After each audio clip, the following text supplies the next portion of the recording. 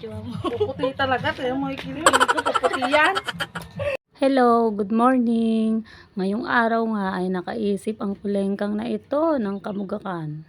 Dahil day off nga natin, nag-isip ako kung anong video ang gagawin ko ngayon. Naisip ko nga ang i-prank ang aking sister-in-law. Hi mga sis! Nakakita na ba kayo ng adobong kilikili? Meron tayo ipaprank.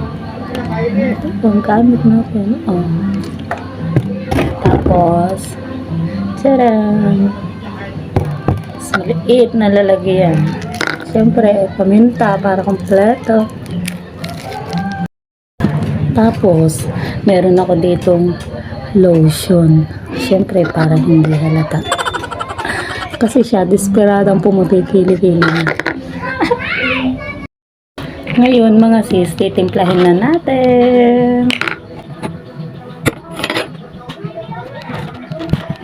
Kumain natin ang toyo.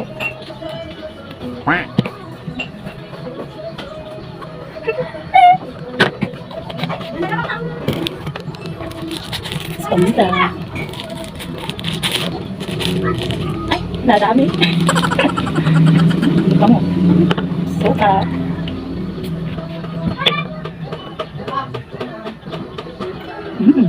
Amoy ano mo? Oh my God. Tapos, lalagyan natin ng lotion. Lalagyan natin siya ng lotion para hindi mabahong mabaho. Sasabihin ko, nabili ko siya sa Shopee.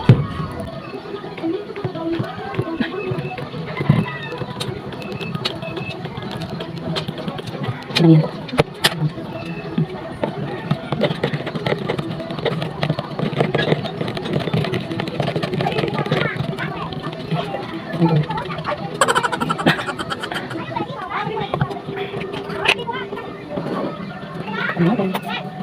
Yan, di ba?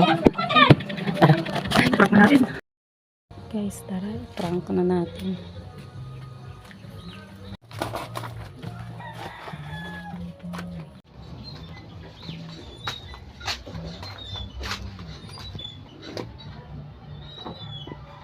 Yapon! Oh. Halika, may na-discover kong pangpaputi ng kilikili. Dali. Puputi kilikili ko dyan. Oo. Ano yan? Halika, nabili ko sa Shopee. Hindi scam yan. Hindi. Totoo to. Scam yun ah. Dali mo, halika. O, ere, o. Tingnan mo kasi maganda to. Puputi talaga. Kaya mo ikilig ko, puputi yan. Puputi yan. Puputi yan. Ano ba yan? Baka na-scam yan. Scam to, tingnan mo, napakabango. O, daran! Ang bango. Ba? Ano ba yan? Pati naman, mama. Kasi ito, try natin. Para pag-scrap.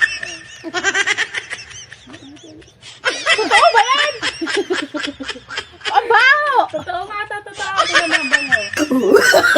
Oh, no, no, no, no.